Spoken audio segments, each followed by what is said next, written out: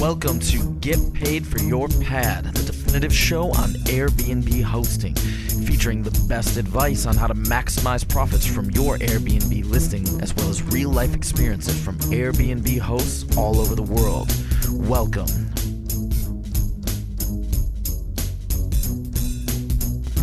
Get paid for your pad. Get paid for your pad. Get paid for your pad. Get paid for your pad. Get paid for your pad. Get paid for your pad. I've begun using a really cool service from VisaIQ, and it's made my life so much easier.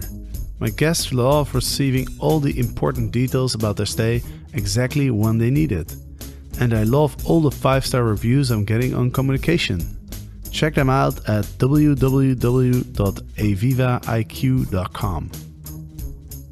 Get paid for your pad. My name is Jasper and I'm co-hosting this episode with my favorite friend from San Francisco, David Jacoby, who is the president of Hostfully and co-founder. Hey, Jasper. That's so kind of you, your favorite friend. You say that to everyone. I do. I'm sorry. Well, it's great to catch up again, Jasper. Always a blast. How's life in San Francisco? Life in San Francisco is awesome. So much fun stuff going on. On the Hostfully side, we actually just finished an awesome accelerator program called Accelerprise. So learned a lot, got a lot of help from them, and we are ready to explode. We also had the Homeshare's Democratic Club Trade Fair, which I will talk about a little bit later. So never a dull moment here. Also, a quick shout out to Maxim and the Travel Tech Con folks. There was just a huge travel tech conference here, and it was a big success. It's been a few years now that they've done it. There was a big startup pitch competition. There were a whole bunch of breakout sessions. There were some more in-depth workshops. It was a pretty cool event. So never a dull moment, Jasper. Come visit again. Awesome. I'm looking forward. Well, I'm in Taipei.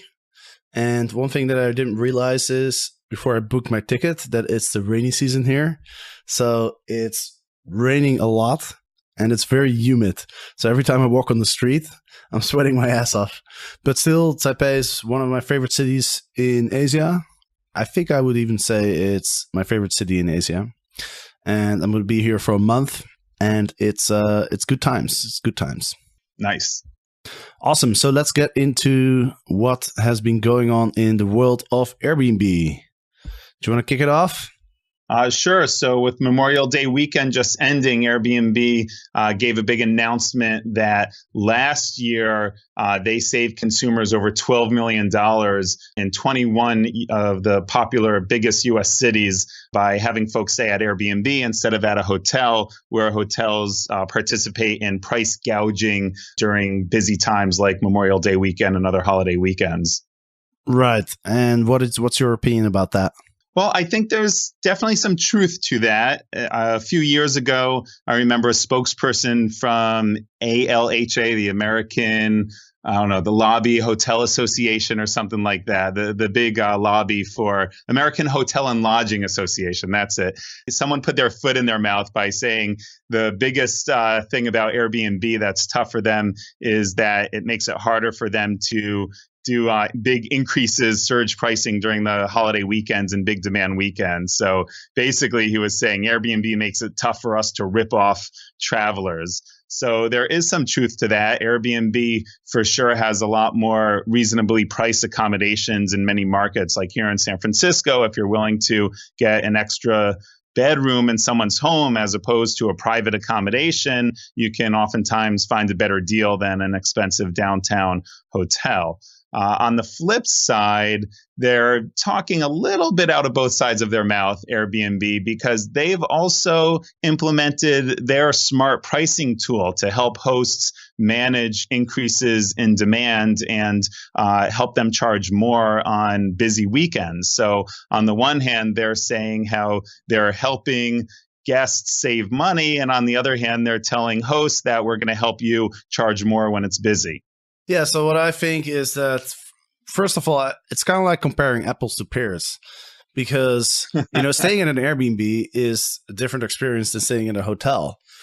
So it doesn't really make sense to me to say, oh, look, people have saved this much money because it's a different product that you're selling. It's basically like, imagine there's only one car brand and every car costs like $10,000.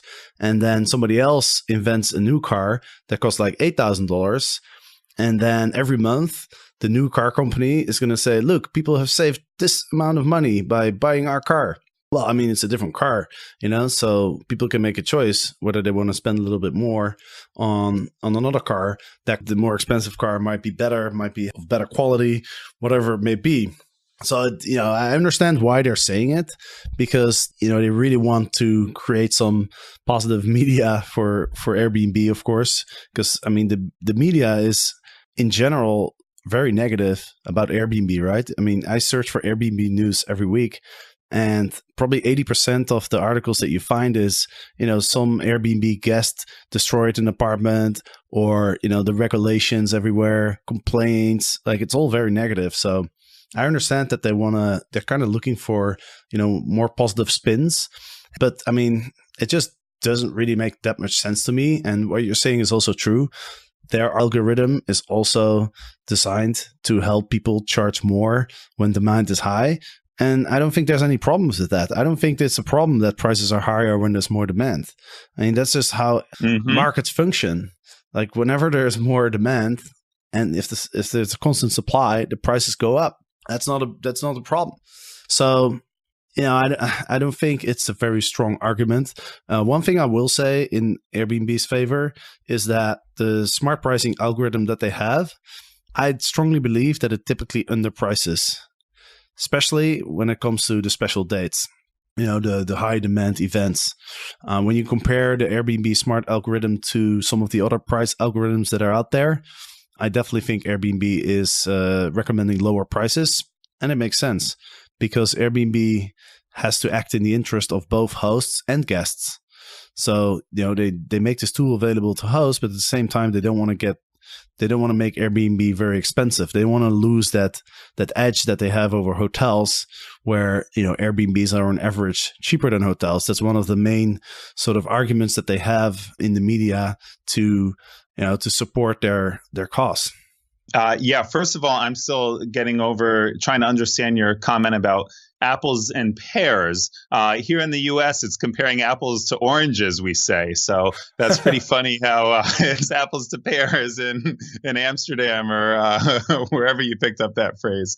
But aside from that, I'd like to see a news article about how a hotel room got destroyed sometime. I mean, there's millions of reservations a month on Airbnb. And of course, once in a blue moon, some, drunk guest is going to ruin an apartment. But that happens in hotels all the time. And I don't see any articles about a hotel being ruined. Well, I think that's the reason why there's never an article about that, because it's normal. Right, I guess. It happens so much. I mean, if you put up an article saying, "Oh, a bunch of people destroyed a hotel room in Vegas," who's going to read that? Everyone's like, right. Yeah, of course that happens." Yep. Also, with regards to the smart pricing, interesting side note. I agree with you, by the way. Their smart pricing, quote unquote, smart pricing is considerably lower than the other independent tools out there like Beyond Pricing and Wheelhouse and Everbooked. In that area, big news, the folks at Everbooked, that's been one of the leaders in dynamic pricing and one of the first ones out there for Airbnb hosts. They've made a small pivot and they've done a lot with their analytic tools that they're selling and providing services to larger vacation rental management companies and other companies that they've actually, they're starting to take their dynamic pricing tool for individual Airbnb hosts off the market. So now there's a little less competition in that space, but there's still lots of other good tools out there. But I wish Everbooked the best in their new pivot and new business model. Yeah, absolutely. I knew about their pivot for a while, but I wasn't allowed to talk about it because Everbooked was one of my first partners when I started blogging and doing the podcast. So definitely wish them well as well. And by now there's a lot of pricing algorithms. There's a lot of them. Yeah. You mentioned the most well-known ones. But there's also some new ones coming up that I've found that I'll be talking about soon. Let's go to the next subject. Let's talk about Spain. There's an interesting article in the El País, which means the country, I think. And it states that in Spain, vacation rentals are now offering more beds than hotels for the first time. And this is in 2016. So vacation rentals have taken over the tourist market in Spain, which is a pretty cool milestone. Yeah, that's pretty crazy to see how far vacation rentals have come. This article is specifically talking about Spain's 22 biggest cities that vacation rentals are a larger supply than hotels. And it says that it's nearly doubled from 2015 and has reached 362,000 beds in Spain's 22 biggest cities. So that's huge. And it seems like that's where the room is to grow. I know here in San Francisco, for example, about 10 years ago, there were about 30,000 hotel beds. And 10 years later, there's about 35,000 hotel beds. But if you look at vacation rentals, there were about 1,000 to 2,000 vacation rentals. And now there's about 8,000 to 10,000. So that's where all the growth is happening.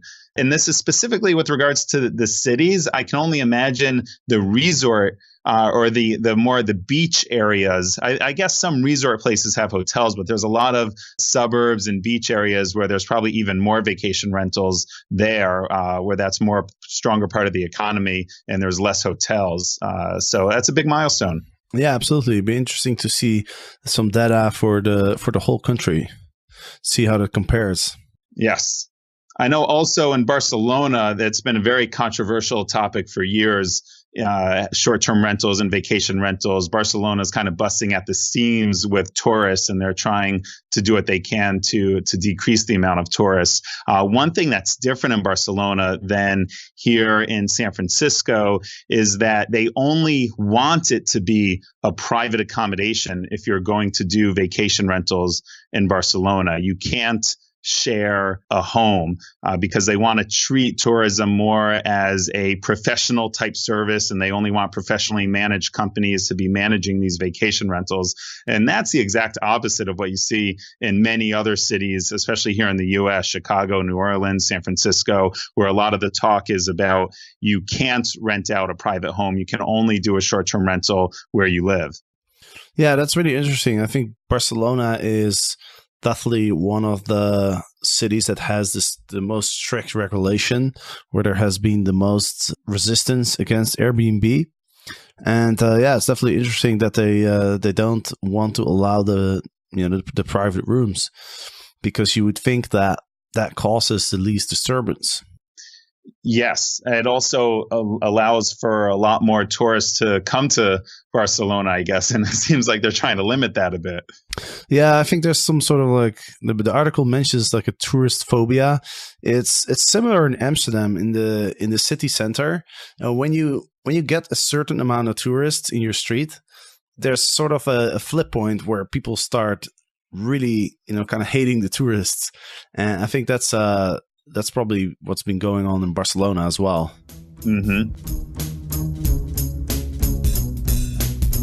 Hosts, does it feel like you're spending way too much time responding to questions from your Airbnb guests? Is the fear of a possible bad review keeping you up at night? I recently learned about a really helpful service called VisaIQ. With VisaIQ, my workload and worries have reduced dramatically.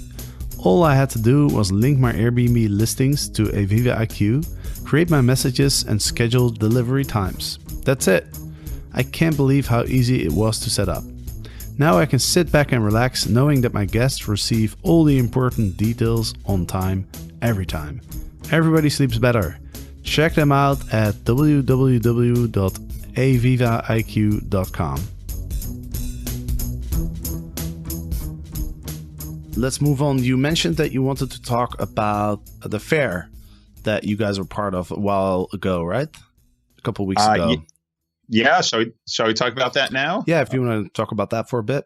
Sure. Great. Well, we just had in San Francisco the Homeshare's Democratic Club Trade Fair. It was our first trade fair, and it was a huge success. This was an all volunteer effort. The Homeshare's Democratic Club, we're an independent organization. We're actually an official chartered organization within the San Francisco Democratic Party. And we meet with legislature here, with supervisors to talk about, lobby for different laws and all the political legislation that's been going on here in San Francisco. We've had a voice in that. But we also share best practices, put on events on a monthly basis where we all meet and talk about best practices. And we have monthly happy hours. And we just decided to do a trade fair, and it ended up to be better than what anyone expected. We had over 30 vendors attend, and it was really a grand celebration of the home sharing ecosystem. The type of companies that were there really ran the gamut, and a list of just some examples. On the one hand, there's companies like ClearBank that gives you loans in advance to help improve your Airbnb space, and then you pay it off with the Airbnb income that you get. To the Air Balo, which is a cool design of the Balo for your home. They were at the Airbnb Open. You might have seen them there. There was Properly, of course, the guest cleaning app. There were some vacation rental managers like Hostwell and Pillow. There were platforms, of course. So Booking.com was there. HomeSuite was there for those looking for more than 30 days. Our platinum sponsors were HomeAway and Airbnb. So we got them both to sponsor. And then also there was a furniture company that just has lots of Airbnb hosts who buy their furniture. So they wanted to get in front of folks. Of course, VisaIQ, sponsor of this show. Thank you, VisaIQ. They showed up. Party Squasher, which can tell the number of Wi-Fi signals in your home. So they know, if there's more people there than supposed to be there, and if there's a big party going on. Dwellwell, which does testings for your home to make sure your home is safe. It really was a wide variety. Baby-Erge, which is this cool startup for baby rental supplies. So if your guest doesn't want to schlep all of their, travel crib and car seat and high chair and stroller, they can go to babyerge.com and rent that from a local person who has extra supplies. So again, there were over 30 vendors and over 200 attendees. And we also had an assemblyman, David Chu, who actually wrote the original legislation in San Francisco, and Scott Wiener, a state senator. They both came by and they were pretty impressed with their turnout. And then Jacoby came by as well. So, of course, co-founder of Airbnb. And it was really exciting to have him there and help celebrate the ecosystem with us. Damn, I'm kind of sad that I missed it. I told you about it a while ago. I know you did. Yeah, I know. I'm too far away. I'm literally on the other side of the world. But it sounds awesome. I'll definitely try and come next time you guys organize this. Now that we're talking about, well, first of all, let me say that I also think it's incredible to see how many creative companies are joining the Airbnb ecosystem. I get emails every single week of new startups, and every now and then it's just kind of blows my mind how creative people can be. And things that I would never thought about. I recently got an email from a company that automatically creates floor plans for your Airbnb. Nice. So all you need to do is just take a bunch of pictures, and then it automatically creates the plan. Now, I've always been recommending people to put up a floor plan. Now, I've used floorplanner.com because, if you look at Airbnbs, it's very hard sometimes to get a good idea of what the layout of the apartment is, because you're just seeing separate pictures of the different areas. And you kind of want to just know, how's, what's the layout? Where are the rooms? Where's the living room? Where's the kitchen, etc. And so, putting up a floor plan makes that very easily to understand. And now this company called Magic Plan, I think they literally just started, makes it really easy. Because I probably spent an hour or two creating this floor plan with the tool. So it's it's kind of a bit of work. Also, one more quick comment on that, Jasper. I think I mentioned this last month as well, especially with Airbnb Open not happening this year. It's great to see how all these different cities, not just San Francisco, are starting to put on their own events and being organized by separate groups of hosts, not Airbnb, not HomeAway, but independent groups of hosts. So, for example, there was just a big event in Portland that our friend Debbie Herter from Hosting Your Home, she organized, and a bunch of other folks there. And that was a full day event with a bunch of vendors, but also some breakout sessions on how to be a good host. There's also the Vacation Rental Success Summit in Toronto just happened about a month ago. The folks at Lastra, the Los Angeles Short-Term Rental Alliance, they put on an event about a month ago. So it's really fun to see all these local groups putting events on. And listeners out there, I definitely encourage you to do that. It's a great way to meet other hosts. And sometimes hosting can be a bit lonely. And this is a great opportunity to really celebrate what's out there. And feel free to contact me if you have any questions about how to put it on. I'm happy to share my 2 cents and my experience. Awesome. And it's good to remind people. So there will not be an Airbnb Open this year. They're going to do it every 2 years. So if you didn't know that, yeah, then you do now. Let's talk about something related to Airbnb. There's a company called Turo, which is in the business of car sharing. And there's a video on Bloomberg that I saw, which kind of grabbed my attention because, if you think about the sharing economy, and if you think about trying to make a return on your assets, like your home is obviously the number one thing that you could share. But then the second logical asset that you could share is your car. And, car sharing has been around for quite a while, but I feel like it hasn't really caught on as much as home sharing. It's not as disruptive. It hasn't really created the revolution that the home sharing platforms have created. But this is the first time that I've actually seen something in the media where you see some people who are actually making a decent amount of money with sharing cars. And also, there's 2 people in the video that have kind of started their own car rental company. There's one guy who is being interviewed that has 9 cars. I think the other lady has 3 cars. And, neither of them planned on having, their own car rental company. They just started with 1 car and they saw that, hey, we're making a decent profit with this car. Let's buy another one. And so, I wanted to mention this because if you're an Airbnb host and you're obviously in the business of sharing, or you have the mindset of sharing, so the next logical step might be to share your car. Yes, that is a great idea. And there's a lot of startups that are starting to do that. So Turo, which is Turo, they actually used to be called Relay Rides. So they're one of the first. They've been around for a while. I've personally used them both as a driver and as a car owner. So I've rented other people's cars on Turo. And I've also put my car up a while ago and let people rent my car. And it was a great way to make a couple extra bucks when my car was just sitting in the driveway. Of course, now I have 2 kids and my car is really messy and it's got car seats in it. And it's a headache I don't want to deal with right now, but maybe eventually I'll do that.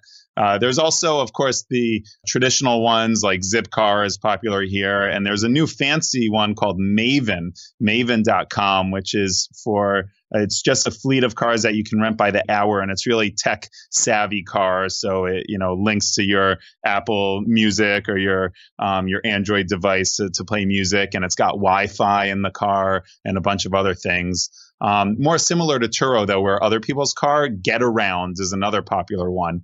One thing that's good for hosts about Turo and about Getaround, sometimes they might ask your guests, hey, can they borrow your car? Or is there a car rental place? And instead of just like letting them use your car where you might be nervous if they get into an accident, these companies include insurance in it. So not only do you get paid, but you feel safe knowing that if anything happens to your car, they have you covered. So that could be a nice extra service that you can offer to your Airbnb host. You can just list your car in Turo, and then maybe you can give your guests a discount or something. Maybe you can say, hey, I'll give you 50% discount if you want to take my car out. That way you're making a little bit extra, and also that your car is insured in case something happens. Yeah, most of these services have a coupon code too. So if you have your code that you give to your guests every time, if they're new users, they sign up and they get automatically like, $20 off the first ride or something like that. And you get a bonus for having referred them. So just like referring Uber and Lyft and giving those codes out, people get a free ride or a cheap ride from the airport, and you get to get all these Uber and Lyft credits. You can do that with Turo and Getaround. Interesting, yeah. Let me mention a few numbers, by the way, that are mentioned in the article. So the Boston Consultancy Group did a report on the future of car sharing, and they're saying that 6 million people used car sharing in 2015. They're projecting that 35 million people will share their car by 2021. So that's reasonable growth. I'd say not as huge as in the home sharing sector, but it's still pretty strong growth. It's much more popular apparently in Europe and Asia, which is kind of surprising. I guess Americans, they are very attached to their cars, and so maybe they don't really feel like sharing them. But the average monthly income for Turo users is $720, which I thought was pretty high. Nice. That's pretty high, right? That's awesome. I don't know how they calculate it, but I would almost think that's higher. That's a lot higher than I expected. Turo handles the marketing, the insurance, so it's pretty easy to just sign up. I don't know how it works with like cleaning and stuff, but you've used it. Like, how does that work? Do you have to clean your car before you rent it out? And when you get it back, what happens? Do you charge a cleaning fee or something? No, you're just responsible for keeping it clean, which again, with 2 kids, one of the reasons I don't do it anymore. Okay, fair enough. On that note, you mentioned, the next step being cars of an extra commodity of yours, or extra something that you can rent in addition to a bed or a room in your home. Taking that one step further, also, there's a company called Roost, Roost, which I think actually merged with Spacer, Spacer, which is you're able to rent out storage in your home. So if you live in a city like San Francisco, where you might not have a lot of extra room for some of your stuff, but someone nearby has a large garage or an attic and they have extra space, they can actually rent out their attic to you. So you come by and drop off your, Halloween supplies or Christmas supplies that you use once a year, and they'll store it for you, and you pay them a small fee. Awesome. That would be very useful for me, actually, because I can't carry around all my stuff when I travel. Yeah, now that you're homeless, right? Exactly. Officially homeless. All right, David. Thanks a lot for joining me today and hosting this podcast. It's been a pleasure, as always. Jasper, the pleasure is all mine. And to the listeners, of course, thanks for listening. And we'll be back on every Monday and every Friday. It's every Friday now, by the way, because there's so many like holidays on Monday. So instead of doing it sometimes on Thursday, sometimes on Friday, I figured I might as well just publish every Friday, so it's consistent. So with that, thanks for listening. See you next time. Get paid for your pet. Get paid for your pet. Get paid for your pet. Get paid for your pet. Get